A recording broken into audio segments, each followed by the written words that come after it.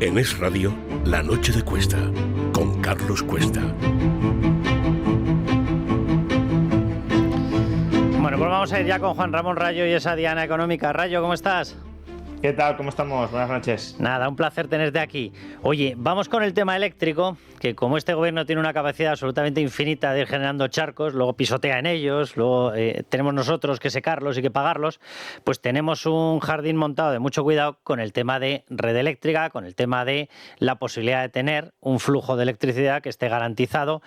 Esto se demostró clarísimamente con el apagón doble, que hay que recordar que hubo uno en toda España y después hubo una especie de réplica que tenía otra causa, pero demuestra que estaba hecho una porquería todo el tema, en Canarias. Y claro, como red eléctrica, Juan Ramón no da una explicación sensata, los problemas siguen estando ahí y ahora pues resulta que un informe de la patronal eléctrica, de AELEC, pues está destacando que hay unos problemas tan serios que vamos a tener problemas con uno de los negocios más potentes en los que tendríamos que estar, los centros de datos, totalmente ligado a la sociedad de la información e incluso en las viviendas. Juan Ramón, vamos a explicarlo. Sí, efectivamente. A ver, hay varios problemas dentro del sistema eléctrico. Uno, efectivamente, lo comprobamos en el apagón y es la excesiva dependencia de energías renovables sin haber hecho las inversiones complementarias suficientes para aportar sincronicidad al sistema, que te llevaron a que ese sistema se volviera muy frágil y pasó ese día, podría haber pasado en algún otro momento, pero cuando el mix es muy dependiente de renovables que no aportan sincronicidad, pues puede pasar lo que sucedió, el apagón masivo.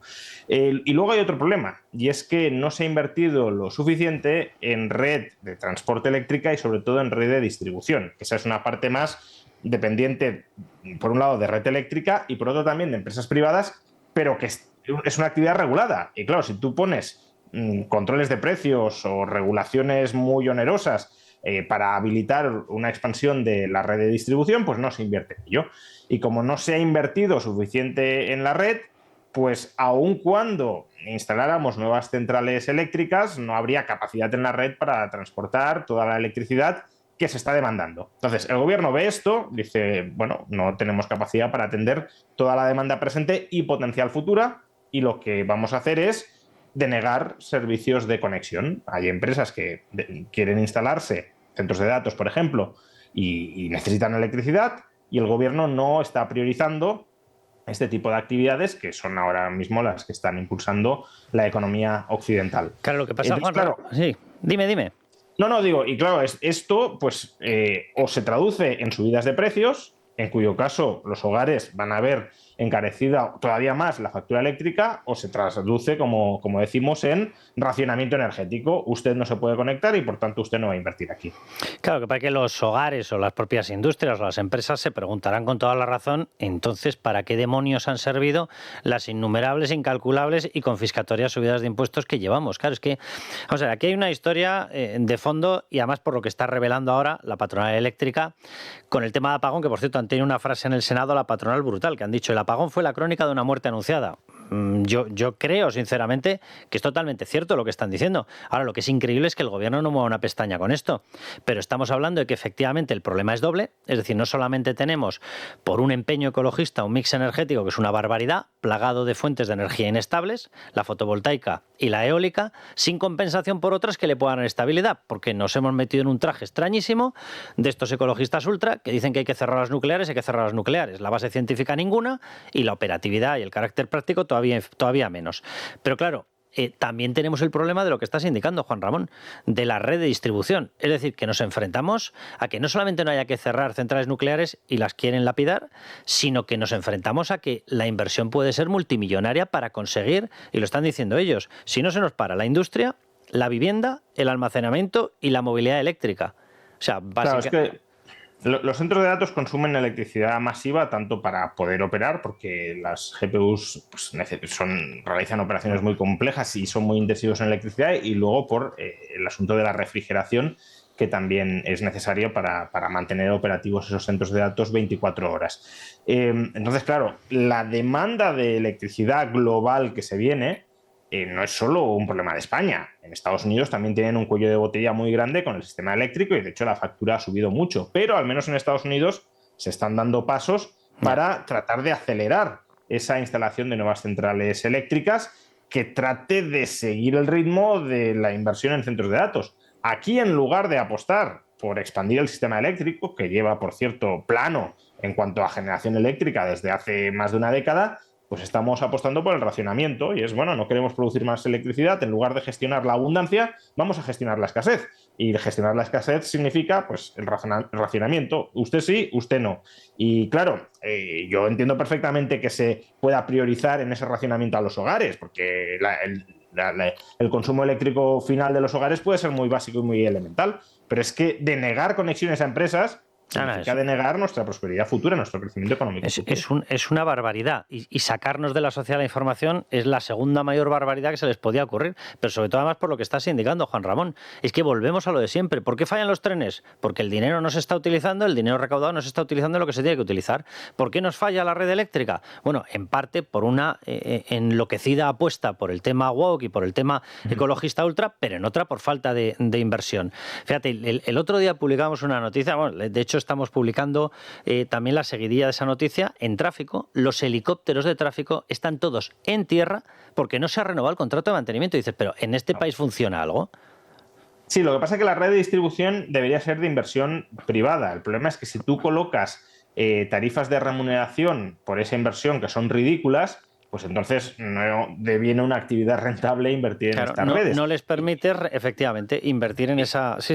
Claro, entonces, ¿por qué se mantienen esas tarifas reguladas a tan bajo nivel? Pues justamente para intentar mantener la tarifa eléctrica que recibe el consumidor final en un nivel moderado. Pero claro, si tú, en lugar de abaratar el coste de la electricidad, minorando los costes de generación y mejorando la eficiencia, lo que haces es hundir precios artificialmente para maquillar ese precio de la electricidad, pues entonces lo que tienes es un problema de subinversión y en este caso subinversión en la red de distribución. Fíjate, el otro día miraba en los informes mensuales de recaudación de la agencia tributaria, con los últimos cambios normativos, cuánto había crecido el recargo fiscal en materia de electricidad. En lo que llevamos hasta julio, 1.800 millones de euros. Claro, tú lo estás explicando. Al final, ¿el gobierno qué hace? Regula unas tarifas muy bajas para poderte meter un rejón fiscal brutal. Resultado, las empresas no tienen capacidad para invertir en la renovación y al gobierno le importa, por lo visto, un soberano comino. Sí, y también por el lado de los costes. Es decir, por un lado te controlan el precio y la remuneración y por otro te inflan los costes, pues, todos los trámites burocráticos, de impacto medioambiental, etcétera, que claro, si esos costes burocráticos fueran menores, pues la tarifa también podría ser más baja. Totalmente. Porque la empresa podría rentabilizarlo sin necesidad de subir tarifa. Pero por un lado te suben los costes y por otro te bajan la tarifa. Entonces te vuelven la actividad no rentable. Y ya no es solo renovar la red de distribución existente, es ampliarla suficientemente para poder hacer las nuevas conexiones que el gobierno, insisto, está denegando.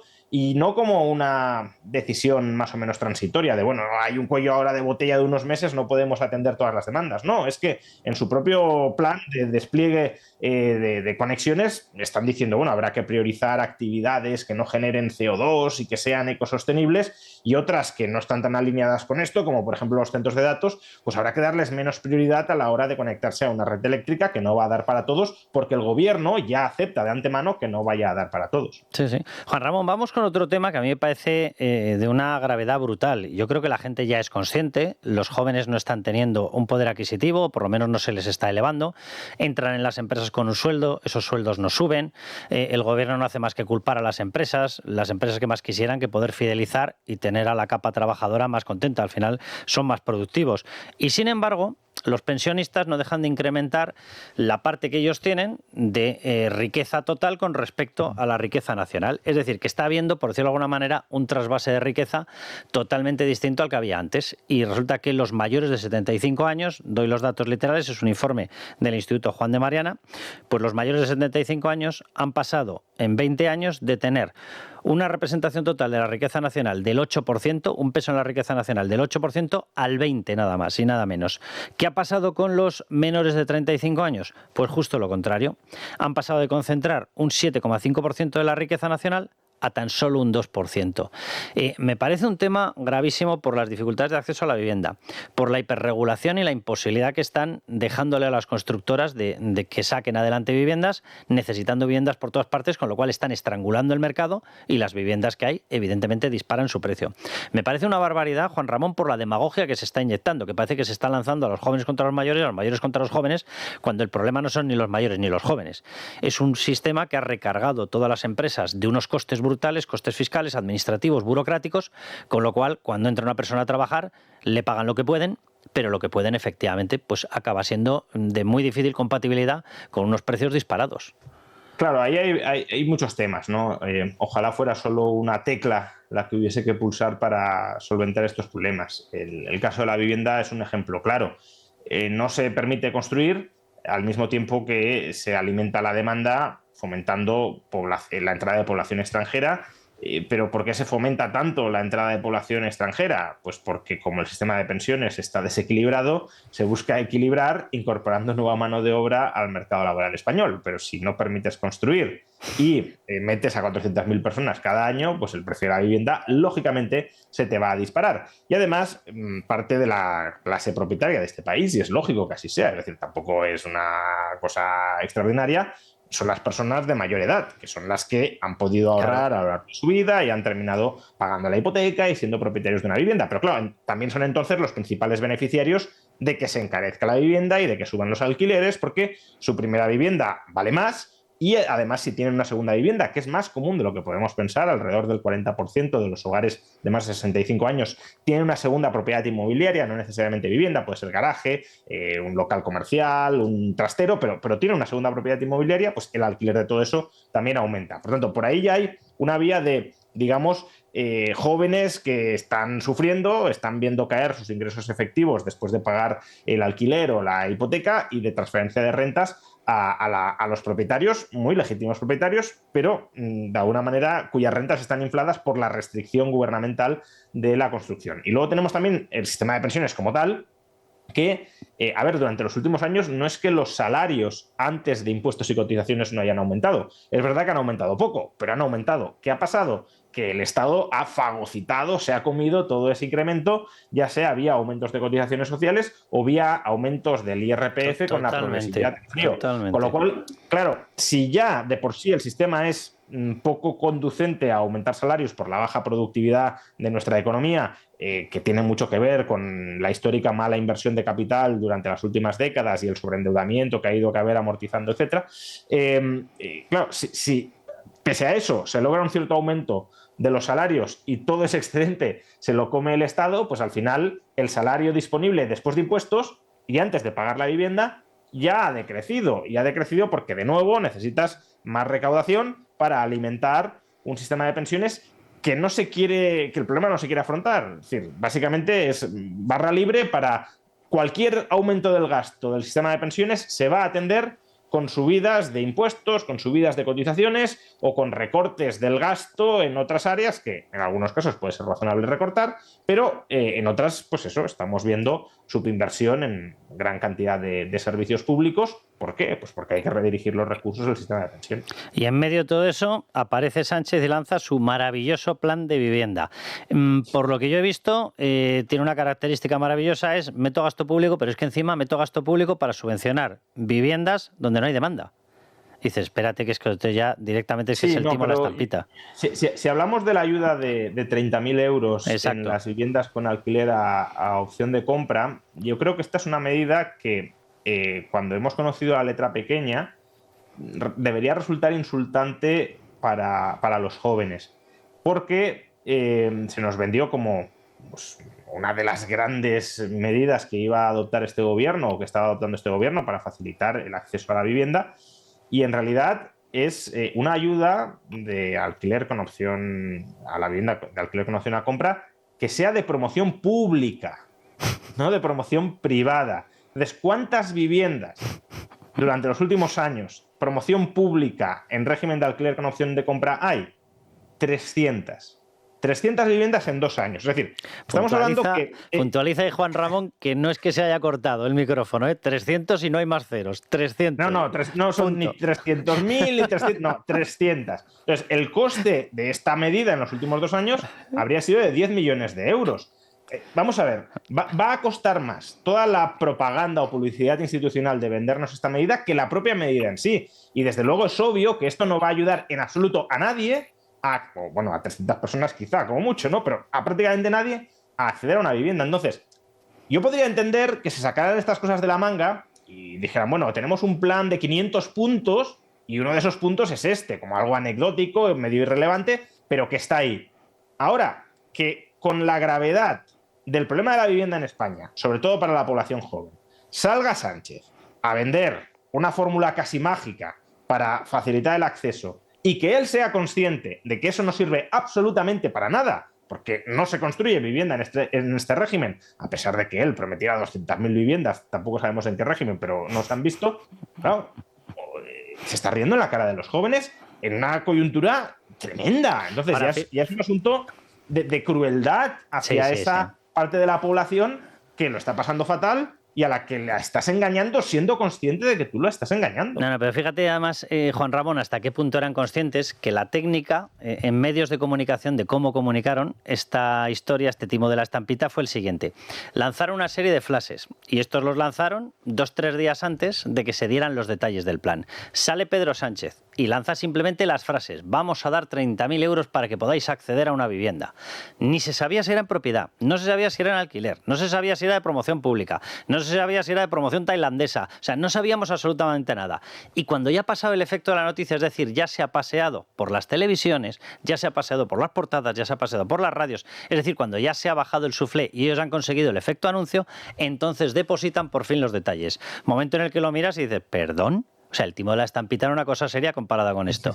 Es decir, la técnica les delata, la técnica demuestra lo que tú estás diciendo, que lo han hecho para insultar literalmente a los jóvenes. O sea, dice, os tratamos como idiotas, creemos que sois idiotas y os damos un anzuelo que ni siquiera tiene cebo. Claro, es una mofa, pero además con temas que deberían ser muy sensibles, ¿no? Porque yo qué sé, el bono cultural nos puede parecer pues algo ridículo, algo compravotos, pero bueno, no es algo, no están jugando con las cosas de comer.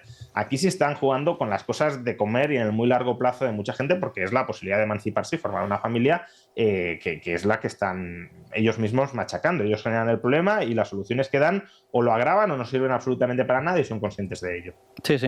Fíjate, la última noticia que teníamos seleccionada para comentar, Juan Ramón, demuestra todo lo que hemos ido diciendo durante todo este tiempo. Lo leo literalmente. Son datos del INE, o sea, más oficiales, imposible.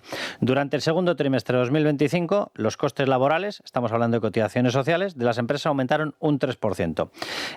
Comparado con el mismo periodo del año anterior. Resultado, las cotizaciones sociales están incrementándose de media en 180 euros por trabajador al mes. Dices, pero ¿cómo se va a crear así un empleo productivo? ¿Cómo vas a atraer talento? ¿Cómo vas a atraer empresas? ¿Cómo vas a permitir que se desarrollen salarialmente los jóvenes? ¿Cómo vas a permitir nada que sea medianamente normal y digno? Sí, es decir, el poco margen que hay para aumentar salarios se lo come la seguridad social. Y luego, claro, esto ya lo comentamos la semana pasada, aún quieren imponer una reducción de horas trabajadas. Totalmente. Que aún deja menos margen a las empresas para pagar más. Entonces, multiplicas costes que no terminan redundando, porque al menos la subida del salario mínimo, siendo criticable como es, al menos la que se materialice y no se traduzca en despidos, sí termina redundando en mayor salario de aquellos que conservan el empleo. Pero esto es una subida de cotizaciones que es salario que podría haber percibido el trabajador que no percibe, o menor jornada laboral para un trabajador que a lo mejor no quiere reducción de la jornada porque cobra muy poco y dice, aún voy a cobrar menos. No, yo lo que quiero es trabajar incluso más horas para poder cobrar más. Entonces, todo esto son medidas dirigidas a pauperizar a la población, ya sea porque te quitan por un lado o te impiden prosperar por el otro, y además en una población que en general no está para echar cohetes. Es decir, tienes el problema de la vivienda gravísimo, que te está erosionando el poder adquisitivo de una manera brutal, y al mismo tiempo la capacidad de amasar un cierto salario algo más elevado que el de los últimos años, pues se está viniendo al traste con este tipo de parasitismo fiscal. Fíjate, la última vez que yo miré el número de horas trabajadas, por esto que estás diciendo, la indicación que había, eran 8 millones y pico al trimestre, era el mismo nivel que en el primer trimestre de 2008. Estaba comprobando justo, en el primer trimestre de 2008 la población española era de 45 millones de habitantes. En estos momentos tenemos prácticamente 49 millones de habitantes. Es decir, 4 millones de personas después, que ya sé que no van a ser los 4 millones trabajadores, pero hombre, habrá una parte proporcional evidente. 4 millones de españoles después trabajamos las mismas horas. Y Yolanda Díaz se lía a decirnos que tenemos que trabajar menos.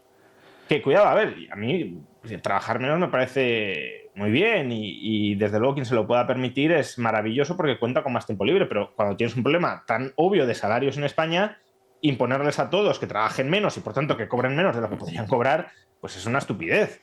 Los salarios muy elevados, pues a lo mejor ellos sí se plantean, oye, pues no me interesa seguir ganando tanto, aunque también ahí hay una disyuntiva, claro, porque si cobras mucho por hora, a lo mejor quieres trabajar muchas horas para cobrar más, pero bueno, llega un punto en el que dices, mira, no me interesa trabajar tanto, voy a disfrutar de algo más de tiempo libre, pero quien esté cobrando 1.500, 1.600 euros al mes, y además con estos precios de la vivienda que no permiten, desde luego, un alquiler individual, ni mucho menos, que tú le digas, no, pues vas a trabajar menos horas, vas a ganar menos de lo que podrías ganar, pero vas a disfrutar de más tiempo libre. Es que a lo mejor no quieren más tiempo libre, sino que quieren amasar una cierta masa de ahorro, pues para a lo mejor tener la entrada y comprarse una vivienda con una hipoteca. Y todo eso es lo que impides con este tipo de regulaciones o con este tipo de subidas impositivas o de cotizaciones sociales que fagocitan los salarios. Sobre todo, Juan Ramón, a mí lo que más me toca las narices de toda esta historia, ¿quién es un político para decidir lo que quiere hacer claro. o tiene que hacer una persona individual? Si a mí me apetece trabajar más, por lo que tú estás diciendo, porque quiero conseguir una casa mejor,